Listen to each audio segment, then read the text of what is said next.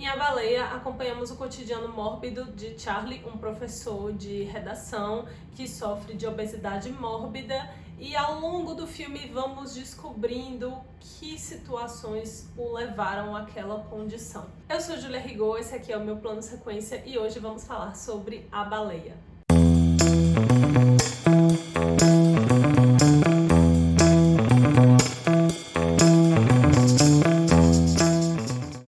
Trata-se de um roteiro adaptado da peça do Samuel Hunter, o qual o próprio adaptou o roteiro para cinema. Isso é uma informação importante porque acredito que alguns dos problemas desse filme têm a ver com esse cuidado que é necessário ao adaptar o roteiro de uma peça para o roteiro de um filme. Por exemplo, de antemão eu quero avisar, não precisa se preocupar com spoiler, não vou falar nada, posso falar de aspectos das cenas, dos personagens, mas não vou revelar necessariamente acontecimentos da história. Então, o filme é todo de diálogos, porque trata-se de um filme que se passa todo em uma locação. O filme todo acontece no apartamento do protagonista e isso é muito assertivo por parte do roteiro, porque é necessário causar aquela sensação claustrofóbica para que a gente entenda o cotidiano daquele homem que sofre daquela condição de estar preso no próprio corpo, de estar preso no apartamento, de estar preso nas suas memórias e todo o sofrimento do passado que o levou a, de alguma forma, desistir do momento presente, se entregar àquela condição totalmente nociva a qual ele se encontra.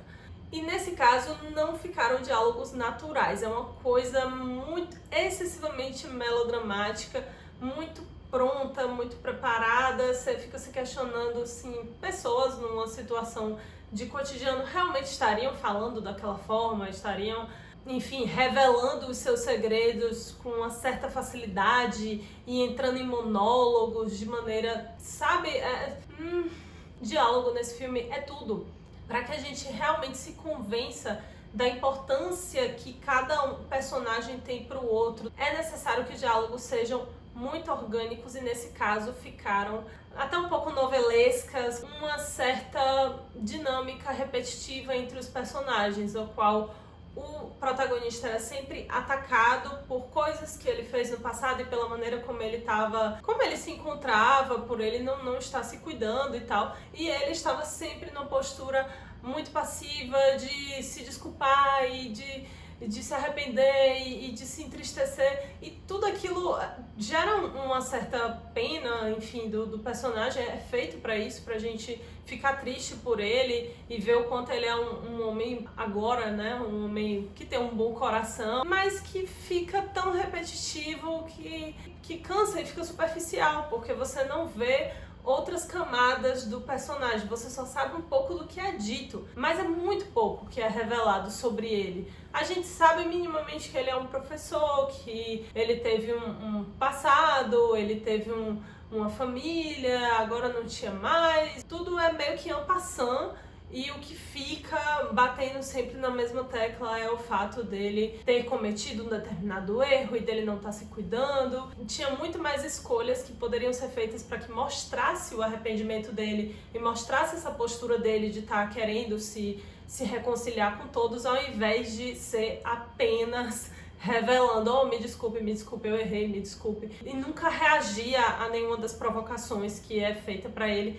Aquilo deixa meio que o personagem um pouco superficial. E assim, eu fiquei feliz de ter assistido ao filme sem saber que era dirigido pelo Aronofsky. Darren Aronofsky é um dos caras. Ele é o diretor de Cisne Negro, Requiem para um Sonho, Lutador, filmes fantásticos e filmes inclusive pesadíssimos, super perturbadores, enfim, filmes intensos. Ele é muito bom em retratar processos psicológicos pesados, não apenas com seu roteiro, com as histórias, mas com os recursos cinematográficos. Em Cisne Negro ele usa aquela câmera na mão, em Requiem para um Sonho ele usa aquele hip hop montage. E aqui assim, eu nem senti a câmera dele. Não tinha uma identidade visual. Não que todo filme precise ser inventivo, mas no que se trata de uma história como essa, eu acho que tinha muito pano pra manga. E aí a trilha sonora Ela estava sempre exaltando o que já estava sendo mostrado. Então a situação já era pesada, o que estava sendo dito já era muito intenso e a trilha sonora ficava ao invés de simplesmente ser uma coisa mais introspectiva e deixar a emoção do que já estava sendo colocado acontecer. Teve muitas cenas que eu achei que ficariam muito mais intensas no total silêncio. Então eu não sei até que ponto ele ficou limitado pela adaptação do roteiro, porque esse diretor ele não passa despercebido. E aí, em termos de atuação, não há o que falar do Brendan Fraser. Ele está excelente aqui, da mesma forma a maquiagem, não tenho o que falar, essas são as coisas que a gente sabe que tá perfeito, é uma boa produção. E eu achei muito interessante que seja o Brendan Fraser fazendo esse filme, porque ele andou sumido e ele era um ator que não tinha grandes reconhecimentos enquanto um ator de drama, né? Eu fiquei impressionada como ele consegue trabalhar o olhar nesse filme. Ele realmente faz com que você perceba o desespero dele só pelos olhos, cara. Isso é muito delicado, esse trabalho que ele faz. Eu acho que esse filme tinha muito pano pra manga pra ser um filmaço. Ele é um bom filme. Eu chorei porque eu sou manteiga derretida? Chorei, porque o filme emociona. Ele traz uma história muito dura. Eu nunca tinha visto um filme que se proponha a falar de uma pessoa com obesidade mórbida. Então é isso. Caso vocês discordem do que eu tô falando, acham que eu não vi um aspecto, tem a indicação de filmes com a mesma proposta, deixa aqui nos comentários, fica à vontade para discordar também, para deixar o seu ponto de vista. Então é isso, não se esquece de se inscrever, compartilhar, enfim, deixar o seu comentário, participa, movimenta aqui o canal, ajuda o canal a crescer. Até a próxima!